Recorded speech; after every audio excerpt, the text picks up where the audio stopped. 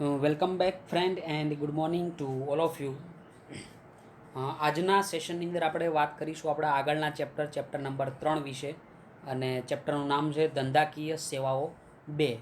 અને આપણે પાછળના લેક્ચરની અંદર આપણું બીજું ચેપ્ટર એટલે કે ધંધાકીય સેવાઓ 1 જે આપણે પૂર્ણ કરેલું, અને હવે આપણે જોઈશું ધંધાકીય સેવાઓ 2 વિશે. તો મિત્રો, આ ચેપ્ટરમાં કંઈ નવું નથી. બીજું જે ચેપ્ટર હતું ધંધાકીય સેવાઓ 1, એનો જ એક આ બીજો ભાગ કહી શકાય કે બે ચેપ્ટર ભેગા જ છે, પરંતુ બે ચેપ્ટરોને શું કરેલા આપણે અલગ અલગ જોઈશું.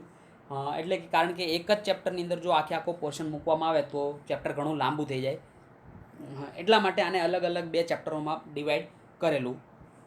તો આ ચેપ્ટરની અંદર આપણે સૌથી પહેલાં જોઈશું બેંક વિશે. કારણ કે આપણને ખબર છે કે કોમર્સની અંદર, અને તમે બધા 10માંથી સીધા આવે 11 કોમર્સમાં આવેલા, તો કોમર્સની અંદર મોટાભાગે જે પણ સંબંધો હોય નાણાકીય વ્યવહારને લગતા સંબંધો હોય, અને એના માટે આપણે બેંકને સમજવી જરૂરી છે કે બેંકની અંદર કઈ કઈ પ્રવૃત્તિ હોઈ શકે, બેંકના કાર્યો શું હોઈ શકે, બેંકના મુખ્ય કાર્યો શું હોય, ગૌણ કાર્યો શું હોય, અને સાથે સાથે જે પણ તમે બેંકની અંદર પૈસા મૂકો એના ઉપર તમને શું લાભ મળી શકે, એમાંથી બેંકની કઈ કઈ સેવાઓ હોય, એના વિશે આપણે આ ચેપ્ટરની અંદર ચર્ચા કરીશું. પ્રસ્તાવના એક લખેલી છે કે અગાઉના પ્રકરણમાં આપણે વાણિજ્યની મહત્ત્વની સેવાઓ અંગે અભ્યાસ કર્યા બાદ આ પ્રકરણમાં બેંકને લગતી નાણાકીય સેવા અંગેની બાબતો દર્શાવવામાં આવેલી, અને બેન્કિંગની આ સેવાઓ ખેતી, ઉદ્યોગ જેવા ક્ષેત્રોના વિકાસને પણ આગળ વધારે છે. મિત્રો, અહીંયા તમને એક વસ્તુ તમને ડિફરન્સ દેખાતી છે કે આપણે બીજા ચેપ્ટર સુધી આપણે ટેક્સ્ટ બુક્સનો યુઝ કરેલો હતો, અને હવે આ પેમ્પલેટ. તો આ પેમ્પલેટની જે કોપી છે તમને સોફ્ટ કોપી જે પણ લોકો અલગ અલગ રીતે મારી સાથે જોડાયેલા હશે એ લોકોને અલગ અલગ રીતે મળી જશે. જે સ્કૂલના જે પણ છોકરાઓ છે, જેમ કે પંચામૃત સ્કૂલના જે વિદ્યાર્થીઓ માટે એમની પોતાની એપ્લિકેશન ઉપર આ પીડીએફ જે હશે એ અપલોડ ત્યાં થઈ ગઈ હશે, તો ત્યાંથી તમે ડાઉનલોડ કરી અને તમારી રીતે ઝેરોક્સ કરી અને વાંચતા રહેજો.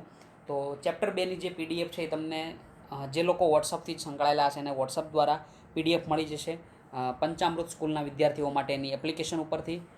બીજી જે સ્કૂલ છે એઆઈએસના સ્ટુડન્ટો માટે એની વોટ્સઅપ દ્વારા પણ આ પીડીએફ આપણે મોકલી એમ આપેલી છે. તો અલગ અલગ સ્ત્રોત જે પણ સ્કૂલના હોય એ બધાને ખબર જ છે કે તમારે ક્યાંથી ડાઉનલોડ કરવાની. તો સૌથી પહેલાં આપણે જોઈશું બેંકોનો ઉદ્ભવ. બેંકિંગની સેવા આપનાર સંસ્થા બેંકથી ઓળખાય છે. વિશ્વની સૌપ્રથમ બેંક. મિત્રો, ખાસ અહીં અંડરલાઇન કરજો, એક વાક્યમાં પૂછાઈ શકે.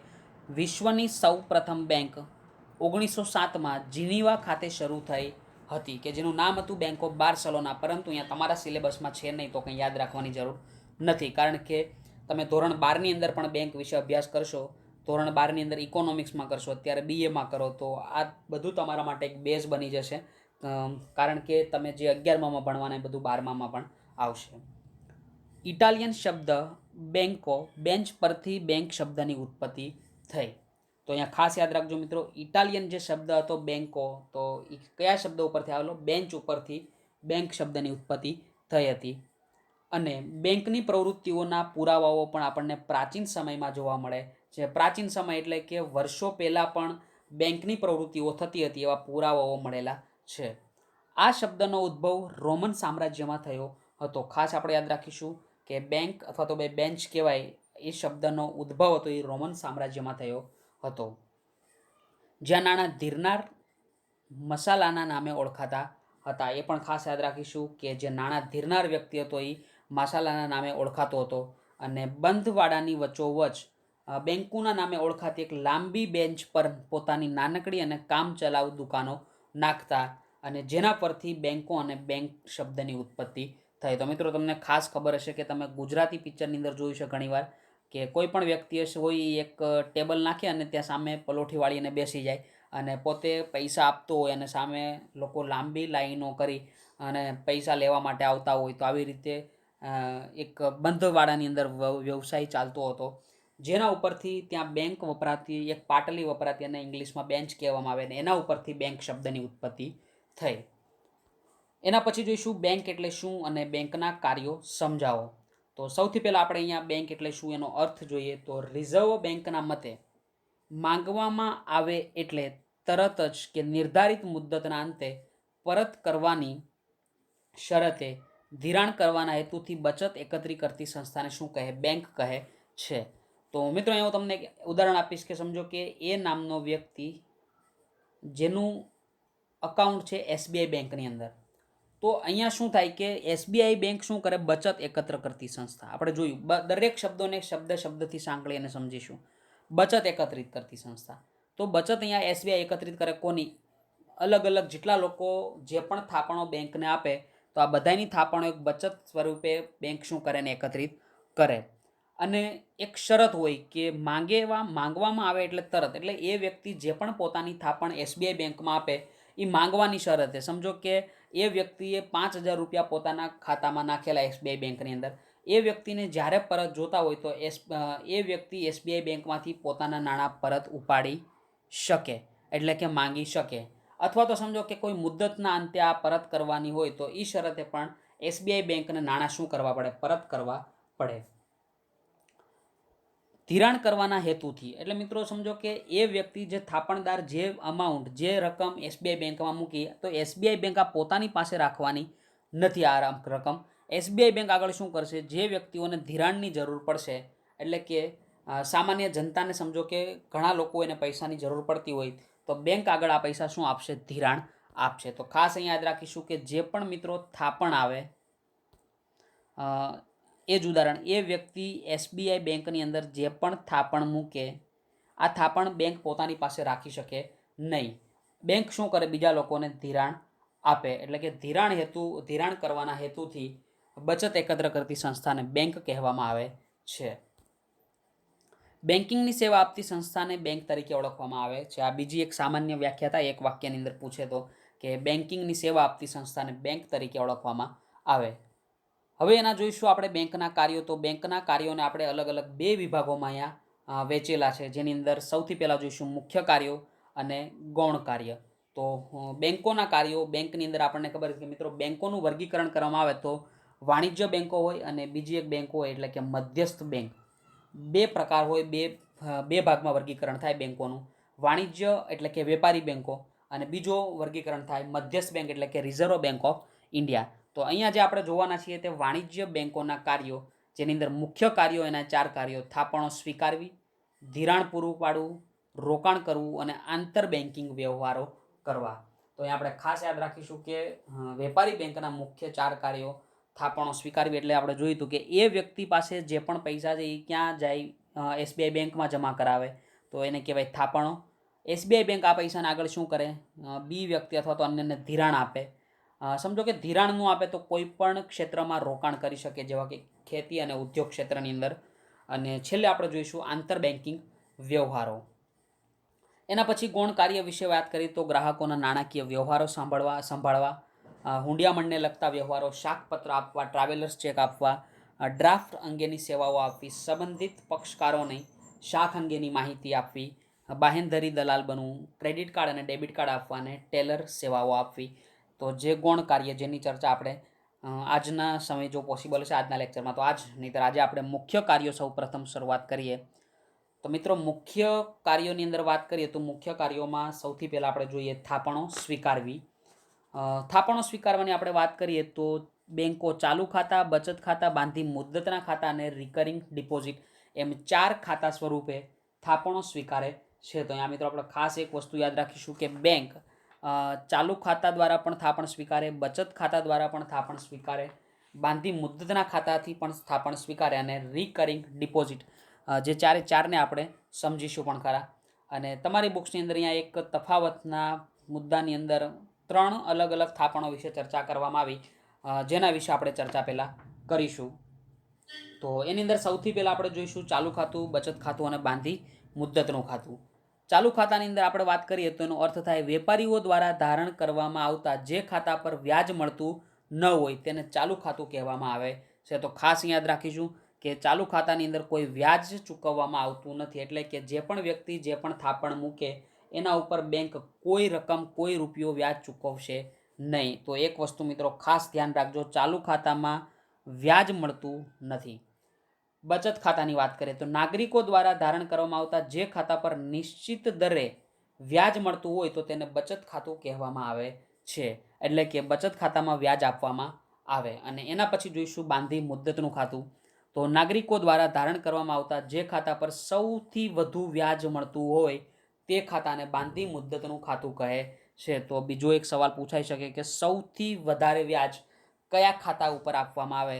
તો ખાસ આપણે યાદ રાખીશું કે સૌથી વધારે વ્યાજ આપવામાં આવે છે બાંધી મુદ્દતના ખાતામાં, અને વ્યાજ જો ના આપવામાં આવતું હોય એવું ખાતું હોય તો એ ચાલુ ખાતું.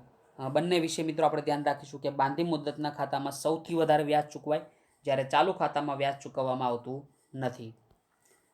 ફરી બીજો પોઈન્ટ, વ્યાજ આ ખાતા પર વ્યાજ મળતું નથી. તો આપણે જોઈ લીધું, ખાતા પર નિશ્ચિત દરે વ્યાજ મળે અને સૌથી વધુ જો કોઈ વ્યાજ મળતું હોય તો તે બાંધી મુદ્દતના ખાતા ઉપર આપવામાં આવે છે. એના પછી આગળ જોઈશું, આ ખાતા ઉપર ઉપાડ અંગે કોઈ મર્યાદા નથી. તો સૌથી વધારે જો કોઈ તરલ ખાતું હોય મિત્રો તો એ ચાલુ ખાતું સૌથી વધારે તરલ માનવામાં આવે. એટલે કે તમે ગમે એટલી વાર આ ખાતામાંથી પૈસા ઉપાડી શકો, કોઈ મર્યાદા નથી. તો તમને એ પણ સવાલ પૂછી શકે કે કયા ખાતામાંથી તમે ગમે એટલી વાર કોઈ મર્યાદા વગર પૈસા ઉપાડી શકો? તો એ ચાલુ ખાતું. અને સૌથી વધારે તરલ ખાતું કોને માનવામાં આવે? તરલ ખાતું માનવામાં આવે. તો એ ચાલુ ખાતાને સૌથી વધારે તરલ માનવામાં આવે. એના પછી જોઈશું બચત ખાતામાં. તો આ ખાતામાં ઉપાડ અંગે મર્યાદા છે, એટલે કે તમે જોઈએ એટલી વાર પૈસા ઉપાડી શકતા નથી. અને સૌથી છેલ્લે જોઈશું બાંધી મુદ્દતનું ખાતું. તો આ ખાતામાં ઉપાડ શક્ય નથી. એટલે કે મિત્રો તમે બાંધી મુદ્દતના ખાતામાં ઉપાડ કરી શકતા નથી, તમારા પૈસા લઈ શકતા નથી. કારણ કે જો તમે પૈસા ઉપાડો તો તમને આ ખાતાની અંદર વ્યાજ મળતું નથી, એટલે કે તમારે વ્યાજ ગુમાવવું પડે. તો ત્યાં ત્રીજો આપણે પોઈન્ટ ઉપાડનો કમ્પ્લીટ કર્યો. એના પછી જોઈશું બેંક ઓવરડ્રાફ્ટ. આ ખાતા પર બેંક ઓવરડ્રાફ્ટનો લાભ મળે, જ્યારે ચાલુ બચત ખાતું અને બાંધી મુદ્દતના ખાતામાં બેંક ઓવરડ્રાફ્ટનો લાભ મળતો નથી. એના પછી આગળ જોઈશું કેશ ક્રેડિટ. તો ચાલુ ખાતાની અંદર કેશ ક્રેડિટનો પણ લાભ મળે, જ્યારે બાકીના બે ખાતા એટલે કે બચત ખાતું અને બાંધી મુદ્દતના ખાતામાં આવા કોઈ લાભ મળતા નથી. અને છેલ્લે જોઈશું બેંક ચાર્જીસ. તો ચાલુ ખાતાની અંદર પણ બેંક ચાર્જીસ વસૂલ કરવામાં આવે અને વધુ બેંક ચાર્જીસ ત્યાં લેવામાં આવે, જ્યારે બચત ખાતાની અંદર બેંક ચાર્જીસ ઓછો લેવામાં આવતો હોય છે. અને સૌથી છેલ્લે વાત કરીએ તો બાંધી મુદ્દતના ખાતામાં પણ નહિવત ચાર્જ હોય અથવા તો ના પણ હોય એવું કહી શકાય. તો અહીંયા આપણે ચર્ચા કરી અલગ અલગ ખાતા વિશે, અને જેની અંદર આપણે જોયું કે મુખ્યત્વે 4 ખાતા સ્વરૂપે થાપણો સ્વીકારી શકાય. કે સૌથી પહેલાં આપણે મિત્રો જોયું કે ચાલુ ખાતું, બચત ખાતું અને બાંધી મુદ્દતના ખાતા વિશે ચર્ચા કરી. હવે અહીંયા એક રિકરિંગ વિશે હું તમને થોડી માહિતી આપી દઉં કે રિકરિંગમાં શું હોય અને ફિક્સ ડિપોઝિટ એટલે કે બાંધી મુદ્દતમાં શું હોય. બંને એકાબીજાના જે કહેવાય કે એનો જે કન્સેપ્ટ છે બંનેનો, રિકરિંગ અને બાંધી મુદ્દતનો બંનેનો સેમ જ છે. બાંધી મુદ્દતને આપણે ઇંગ્લિશમાં કહીએ ફિક્સ ડિપોઝિટ, એફડી, અને રિકરિંગ ડિપોઝિટ તે તમારે લખેલું એને હું અહીંયા આરડીથી લખું છું. હવે ફિક્સ ડિપોઝિટની અંદર શું હોય કે મિત્રો તમે સમજો કે 5 વર્ષ માટે ફિક્સ ડિપોઝિટનું બાંધી મુદ્દતનું ખાતું ખોલાવો. તો તમે સમજો કે 5 વર્ષ માટે તમારે એક સાથે અંદર પૈસા મૂકી દેવાના. સમજો કે 3 લાખ રૂપિયા તમે મૂકેલા છે, અને તો તમે આ 3 લાખ રૂપિયાને 5 વર્ષ પછી તમે શું કરો, એફડી તમારી તોડાવી શકો. એટલે કે 5 વર્ષ પૂરા થાય એટલે 3 લાખ રૂપિયા પ્લસ તમને જે પણ વ્યાજ હોય એ વ્યાજ ચૂકવવામાં આવે એફડીની અંદર. અને આ 3 લાખ રૂપિયા જ્યારે તમે ફિક્સ ડિપોઝિટ ખાતું ખોલાવો બાંધી મુદ્દતનું, ત્યારે એક સાથે ભરવા પડે. પરંતુ રિકરિંગમાં શું હોય કે સમજો કે તમે 5 વર્ષ માટે કોઈ ખાતું ખોલાવેલું રિકરિંગ ડિપોઝિટ, અને 3 લાખ રૂપિયા તમારે સમજો કે ખાતાની અંદર મૂકવાના. પરંતુ રિકરિંગ ડિપોઝિટની અંદર તમારે એક સાથે આ રકમ મૂકવાની નથી. એટલે કે રિકરિંગમાં તમારે હપ્તા સિસ્ટમ પ્રમાણે શું કરવાના, રિકરિંગ ડિપોઝિટમાં તમારે રૂપિયા જમા કરાવવાના. એટલે કે સૌથી પહેલાં એક વસ્તુ ક્લિયર થઈ કે બંનેની અંદર કન્સેપ્ટ સેમ છે, એફડી હોય કે આરડી હોય, પરંતુ રિકરિંગ ડિપોઝિટમાં તમારે હપ્તામાં પૈસા ચૂકવવાના અને એફડીમાં તમારે એક સાથે 3 લાખ રૂપિયા ચૂકવવાના. તો આ બંનેનો ડિફરન્સ કે એફડીમાં એક સાથે ચૂકવશો અને રિકરિંગ ડિપોઝિટમાં તમારે હપ્તામાં દર મહિને જે પણ હપ્તો નક્કી કરેલો હોય એ હપ્તામાં તમારે બેંકમાં તમારા ખાતામાં પૈસા ચૂકવવાના. અને જો તમે કોઈ હપ્તો ચૂકવવાનો ભૂલી ગયા અથવા તો ચૂકી ગયા તો તમારે એના માટે જે વ્યાજ અથવા તો જે પણ બેંકે દંડ નક્કી કરેલો હોય એ રકમ પણ તમારે ભરવી પડે. તો અહીંયા મિત્રો આપણે જોયું, રિકરિંગ વિશે પણ ચર્ચા કરી. એના પછી બેંકનું બીજું મુખ્ય કાર્ય જોઈશું, ધિરાણ કરવું.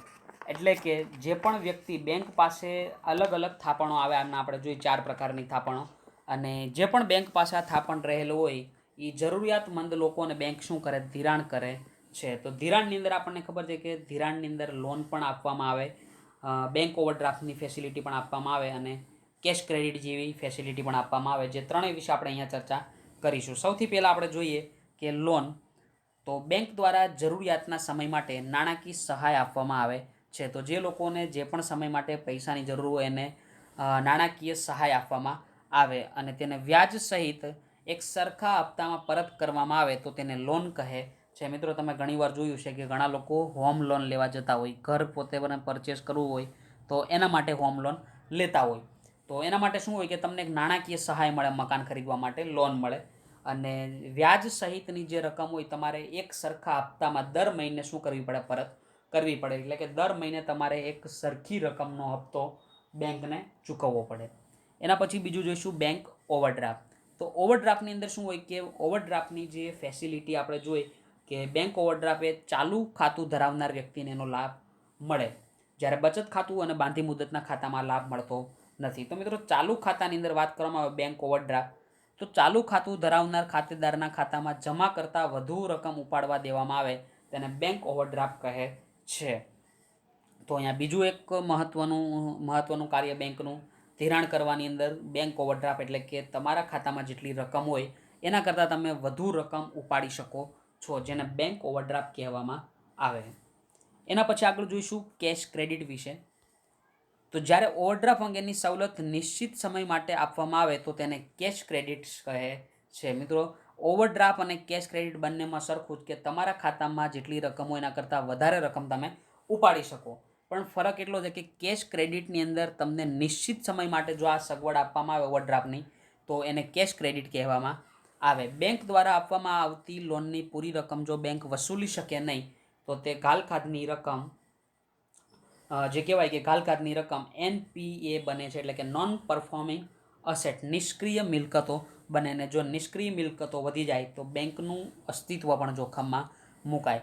એટલે કે મિત્રો, તમને અહીંયા ઉદાહરણથી સમજાવીશ NPA વિશે, નોન પરફોર્મિંગ એસેટ્સ વિશે. અને તમે અત્યારે મોટાભાગના સમાચારોની અંદર સાંભળ્યું છે કે જે પંજાબ નેશનલ બેંક હોય અથવા તો યસ બેંક હોય એની અંદર જે ફ્રોડ થયેલા, પંજાબ નેશનલ બેંકનો મુદ્દો બહુ ચકચાર હતો, નીરવ મોદી કેસ. તો આ કેસની અંદર તમે વધારે એક શબ્દ સાંભળેલો હશે, NPA એટલે કે નોન પરફોર્મિંગ અસેટ્સ, જેને કહેવાય કે નિષ્ક્રિય મિલકતો. એટલે કે સમજો કે તમને ઉદાહરણ આપું કે પંજાબ નેશનલ બેંકે નીરવ મોદીને લોન આપી હતી કંઈક 12,000 કરોડની આપણે લોન રાખીએ, સમજો કે 12,000 કરોડ રૂપિયાની લોન આપી હતી નીરવ મોદીને. તો અહીંયા નીરવ મોદી આ 12,000 કરોડ રૂપિયાની લોન પાછી પંજાબ નેશનલ બેંકની પાછો ભરી શકતો નથી. તો આ 12,000 કરોડ શું થઈ ગયા, NPA થઈ ગયા, એટલે કે નોન પરફોર્મિંગ અસેટ, જે ગાલખાત કહેવાય. એટલે કે હવે બેંકને પાછું મળવાની નથી, તો એને NPA જાહેર કરવામાં આવે. એટલે કે જ્યારે પણ બેંકને જે રકમ પરત ન મળે એ રકમ બેંક શું એને જાહેર કરતી હોય, NPA એટલે કે નોન પરફોર્મિંગ અસેટ્સ. અને જો આવી નોન પરફોર્મિંગ અસેટ્સ જો વધી જાય તો બેંકનું અસ્તિત્વ શું આવી જાય, જોખમમાં મુકાય. અને જે આપણે પાછળના દિવસોની અંદર યસ બેંક અને સાથે સાથે પંજાબ બેંક, આ બંનેની અંદર આવી ઘટનાઓ સામે આવેલી. એના પછીનું આગળનું કાર્ય આપણે જોઈશું રોકાણ કરવું. તો કોઈ પણ બેંક હોય મિત્રો, જે પણ કોઈ પણ ક્ષેત્રની અંદર રોકાણ કરી શકે. બેંકો પાસે રહેલી મૂડી પ્રમાણમાં જ્યારે ધિરાણ ઓછું થાય, એટલે કે આપણે જોયું કે બીજું કાર્ય બેંકનું હતું કે જે પણ બેંકને થાપણ આવે, મૂડી બેંક પાસે આવે એનું બેંક ધિરાણ કરે. પરંતુ જો ધિરાણ ઓછું થાય તો બેંકો હાથ પર રોકડ રાખવાને બદલે રોકાણ કરવાનું પસંદ કરશે. મિત્રો, તમને ખબર છે કે આપણે જે પણ રકમ બેંકમાં જમા કરાવીએ, SBI હોય કે કોઈ પણ બેંક હોય, તો સામે બેંક આપણને વ્યાજ પણ આપે છે. તો બેંકને પણ ક્યાંકથી આ વ્યાજ કમાવવું પડે ત્યારે એ આપણને આ વ્યાજ ચૂકવી શકે. એના માટે બેંક પોતાના હાથ પર આ પૈસા ક્યારેય રાખી શકે નહીં. એ કોઈના કોઈ ક્ષેત્રમાં શું કરશે, એને રોકાણ કરશે અને જેથી એને ત્યાંથી કંઈક વળતર પ્રાપ્ત થાય. પરંતુ બેંકે રોકાણ કરતી વખતે એ ધ્યાનમાં રાખવું જોઈએ કે રોકાણ કરવાથી બેંકની તરલતા પર અસર થવી જોઈએ નહીં. તરલતા એટલે કે મિત્રો, બેંકને જ્યારે પણ પૈસાની જરૂર હોય તો એ આ રોકાણમાંથી પોતાના પૈસા પરત મેળવી લેવા જોઈએ. અથવા તો જે તરલતા એક વસ્તુ કહેવાય કે દરેક બેંકે રોકડ અનામતનું પ્રમાણ રાખવું પડે. કે આપણે જોયું કે એ વ્યક્તિ અહીંયા SBIની અંદર જેટલા પણ રૂપિયા જમા કરાવે SBI બેંકમાં, તો અહીંયા તરલતાનું પ્રમાણ જાળવવું જોઈએ, એની અસર થવી જોઈએ એની તરલતા પર. તો એનું કારણ કે એ વ્યક્તિ અથવા તો જેટલા પણ વ્યક્તિ પોતાના બેંકની અંદર જે પણ નાણાં જમા કરાવે એ વ્યક્તિઓ સમજો કે કોઈ ઇમરજન્સી પરિસ્થિતિમાં સિચ્યુએશનની અંદર પૈસા બેંક પાસે લેવા આવે તો બેંક એના તરલતા રકમ જે હોય તરલ રકમ એમાંથી આ પૈસાની શું કરે, અનામતમાંથી આ રકમને શું કરે, થાપણદારને પૈસા પાછા કરી શકે. એના માટે તમે જે પણ રકમ ભલે રોકાણ કરો પણ રોકાણ કરતી વખતે એની તરલતા ઉપર અસર પડવી જોઈએ નહીં. અને એના પછી આગળનું આપણે કાર્ય જોઈશું આંતર બેન્કિંગ વ્યવહાર. તો આંતર બેન્કિંગ વ્યવહાર એટલે કે મિત્રો બે બેંક વચ્ચે થતો વ્યવહાર. આની અંદર આપણે કંઈ લેવા દેવા નહીં, માત્ર બેંક અને બેંક વચ્ચે જે વ્યવહાર થાય એને આંતર બેન્કિંગ વ્યવહાર કહેવામાં આવે છે. બેંક દ્વારા બીજી બેંકને મદદરૂપ સહાય આપવામાં આવે છે. તો મિત્રો સમજો કે ફરીવાર એક ઉદાહરણ લઉં, SBI બેંક અને પંજાબ નેશનલ બેંક. હવે પંજાબ નેશનલ બેંક પાસે સમજો કે પૈસા નથી, તો એ પૈસા કોની પાસે લેવા જાય, SBI પાસે માંગે. હવે SBI એને શું કરે, સહાય આપે પંજાબ નેશનલ બેંકને. તો આ જે દરે સહાય આપવામાં આવે અથવા તો જે પણ સહાય આપવામાં આવે એને શું કહેવાય, કોલ મની કહેવામાં આવે છે. ખાસ યાદ રાખીશું, એક બેંક દ્વારા બીજી બેંકને 24 કલાક કે તેનાથી ઓછા સમય માટે જે ધિરાણ આપવામાં આવે તેને કોલ મની કહેવામાં આવે છે. અને પંજાબ નેશનલ બેંક SBI બેંકને જે વ્યાજ ચૂકવશે આ વ્યાજના દરને કોલ મની રેટ કહેવામાં આવે છે. એટલે કે કોલ મનીની માંગ અને પુરવઠાના આધારે નક્કી થતા વ્યાજ દરને કોલ મની રેટ કહે છે. તો મિત્રો કોલ મની એટલે શું અને કોલ મની રેટ એટલે શું આપણે ખાસ યાદ રાખીશું. કોલ મની એટલે કે એક બેંક બીજી બેંકને જે સહાય આપે 24 કલાક અથવા તો તેનાથી ઓછા સહાય માટે એને કોલ મની કહેવાય. અને એના ઉપર જે વ્યાજ ચૂકવશે એક બેંક બીજી બેંકને એને કહેવાય કોલ મની રેટ એટલે કે CMR. તો અહીંયા આપણે જોયા બેંકના મુખ્ય કાર્યો, જે 4 કાર્યો એની વિશે ચર્ચા કરી. સૌથી પહેલાં આપણે જોયું થાપણો સ્વીકારવી, થાપણોની અંદર 4 ખાતા, ધિરાણ કરવું, લોન, બેંક ઓવરડ્રાફ્ટ અને કેશ ક્રેડિટ. અને છેલ્લે આપણે જોયું રોકાણ કરવું અને એક આંતર બેન્કિંગના વ્યવહારો. તો આંતર બેન્કિંગના વ્યવહારોની અંદર કોલ મની અને કોલ મની રેટ વિશે આપણે ચર્ચા કરી. તો આજનો લેક્ચર આપણે અહીંયા રાખીએ છીએ. આવતા લેક્ચરની અંદર આપણે એના ગુણ કાર્યો વિશે ચર્ચા કરીશું. તો thank you to all of you friend and take care. Bye bye.